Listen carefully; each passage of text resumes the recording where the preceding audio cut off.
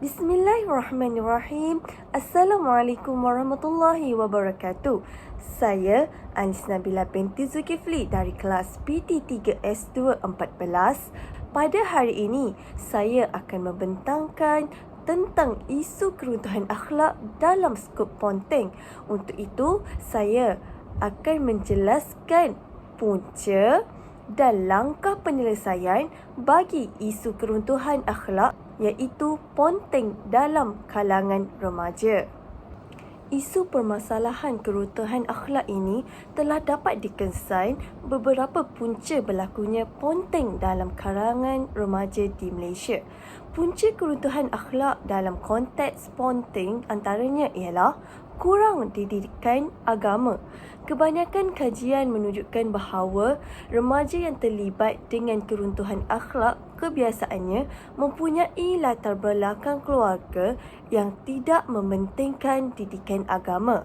Kepribadian juga akhlak remaja dibentuk berdasarkan bagaimana cara ibu bapa mendidik dan mencorakkan anak-anak sejak mereka kecil lagi, sama ada baik maupun sebaliknya. Hal ini bertepatan dengan hadis Rasulullah sallallahu alaihi wasallam yang bersabda, "Kullu mauludin yuladu 'alal fitrati fa abawahu yuhawwidanihi aw yumajisanihi aw yunasiranihi." Maksudnya, setiap anak yang dilahirkan itu adalah umpama kain putih iaitu fitrah, dan ibu bapalah yang bertanggungjawab dalam mewarnakan dan mencorakkannya. Riwayat Bukhari dan Muslim. Ini bermakna agama dan akhlak memainkan peranan penting dalam membentuk jati diri dan tingkah laku dalam kalangan remaja.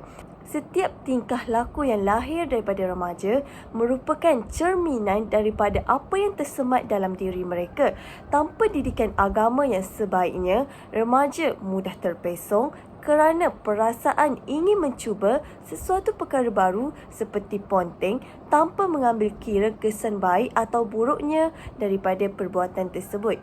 Pelbagai agama yang tidak kukuh atau tidak menitik beratkan kehidupan beragama daripada ibu bapa akan mendatangkan kesan secara langsung kepada remaja dari aspek akhlak, tingkah laku dan jati diri.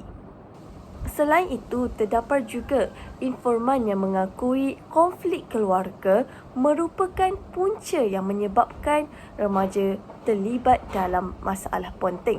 Majoriti remaja yang terlibat dengan masalah Ponteng ini mempunyai latar belakang keluarga yang bermasalah.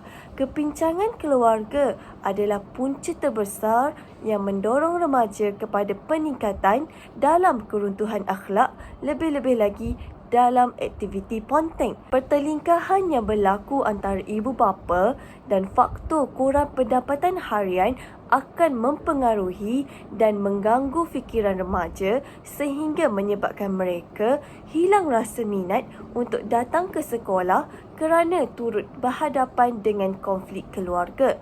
Kesannya, remaja mudah terlibat dengan aktiviti yang tidak berfaedah dan terjebak dalam keruntuhan akhlak. Kesannya, remaja mudah terlibat dengan aktiviti yang tidak berfaedah dan terjebak dalam keruntuhan akhlak. Hal ini mendorong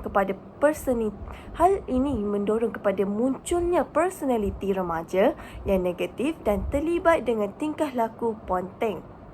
Seterusnya, pengaruh rakan sebaya juga merupakan punca yang mendorong remaja Ponteng. Kebanyakan remaja lebih mementingkan rakan sebaya berbanding dengan keluarga sendiri. Remaja mudah terpengaruh dengan apa yang dilakukan oleh rakan sebaya mereka dan ingin mencuba sesuatu yang baharu, seperti mudah menerima ajakan rakan sebaya untuk Ponteng walaupun ia merupakan perilaku yang salah tanpa berfikir panjang. Bagi remaja, mereka lebih gemar berkongsi masalah yang dihadapi kepada rakan sebaya berbanding ibu bapa, guru, adik-beradik dan sebagainya. Remaja merasakan bahawa rakan mereka itu lebih memahami naluri juga perasaan dalaman mereka. Tambahan pula, masa remaja banyak dihabiskan bersama rakan antara punca pendorong remaja terlibat dalam keruntuhan akhlak. Seperti yang kita ketahui, dunia hari ini berteknologi seiring dengan perubahan sumber teknologi moden. Teknologi yang berleluasa juga turut menjadi punca mempengaruhi keruntuhan akhlak remaja, terutama ponteng. Kemudahan-kemudahan untuk berhibur semuanya bermula dengan hujung jari sahaja. Hal ini kerana remaja dapat mengakses sesuatu aplikasi permainan, YouTube, TikTok, Facebook, Instagram dan sebagainya dengan mudah sekali. Perkara sebegini mendatangkan keburukan apabila remaja terlalu taksub dengan media sosial yang dapat mempengaruhi sikap juga tingkah laku mereka.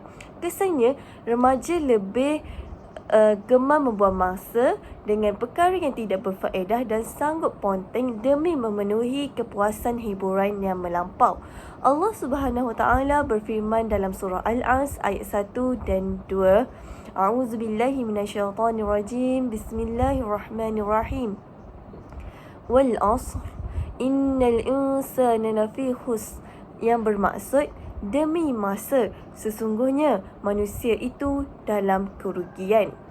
Penggunaan media massa tanpa menentukan had masa yang tertentu akan menyebabkan remaja lalai dan leka sehingga mencetuskan perasaan malas untuk belajar. Peningkatan masa yang diluangkan oleh remaja dalam melayari media sosial dapat menghakis akhlak mereka tanpa disedari. Setiap punca yang berlaku sudah tentunya mempunyai langkah penyelesaian yang dapat diaplikasikan bagi membasmi isu keruntuhan akhlak remaja. Langkah pertama adalah penerapan asas agama terhadap remaja mestilah bermula sejak dari kecil lagi. Ini kerana ibu bapa dan rumah merupakan tempat pertama untuk menimba ilmu pengetahuan.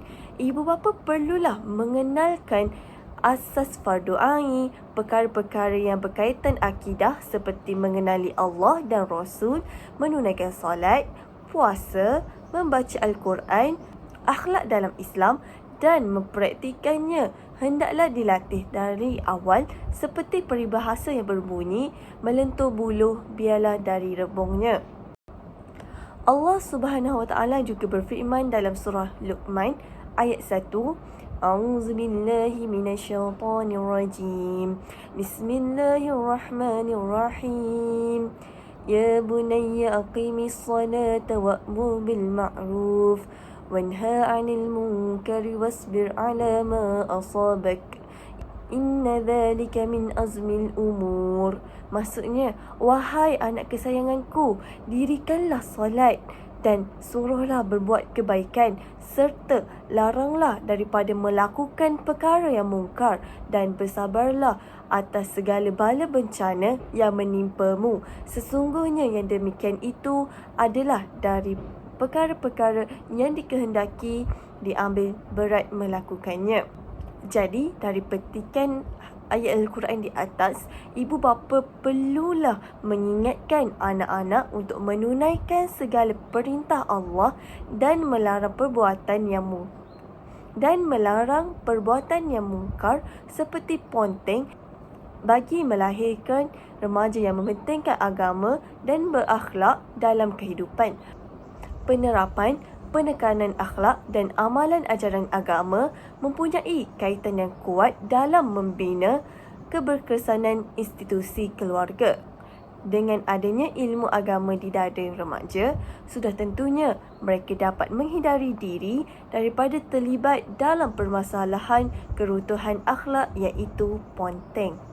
Di samping itu, dalam konteks peranan institusi kekeluargaan, ibu bapa memainkan pegerak utama dalam mendidik remaja tentang hal berkaitan akhlak.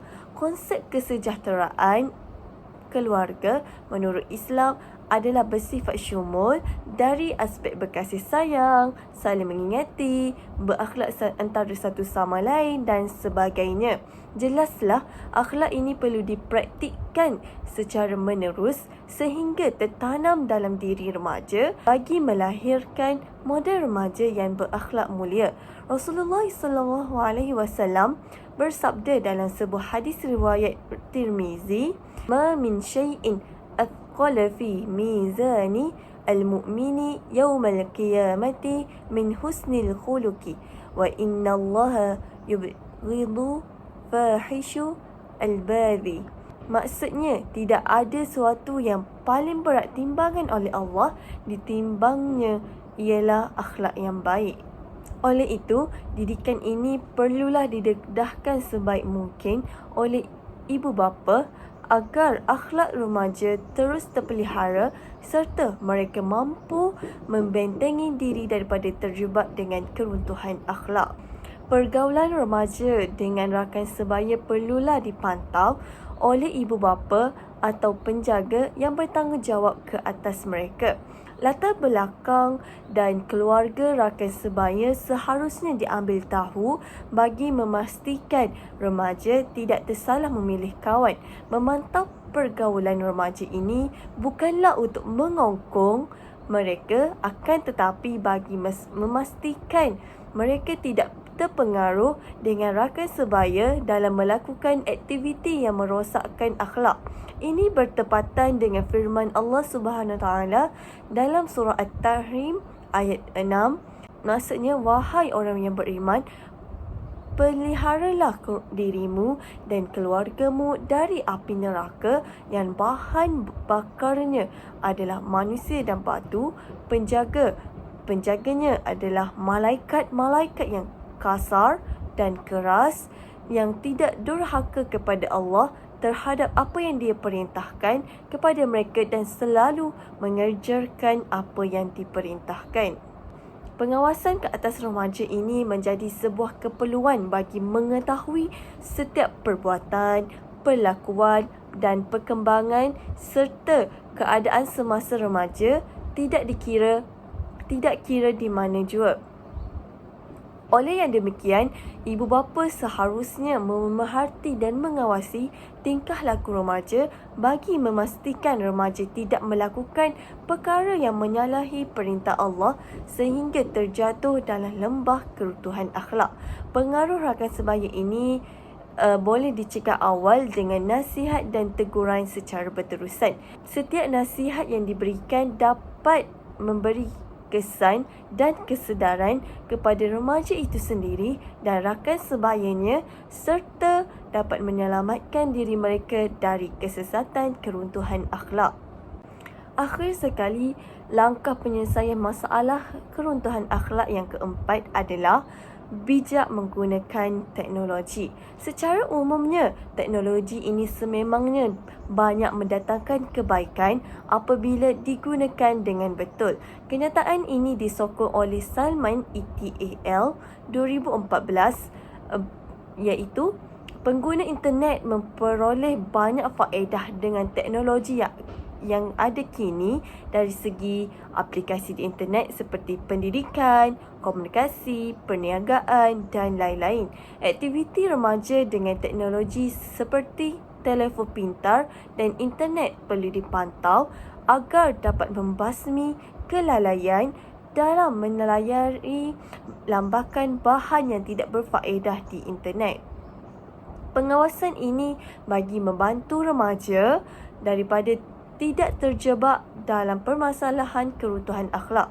Jelaslah, remaja perlu dipantau bagi menyedarkan mereka daripada tenggelam dalam dunia hiburan yang berlebihan sehingga mereka sanggup ponteng bagi memenuhi nafsu sendiri sehingga terjatuh dalam lembah keruntuhan akhlak.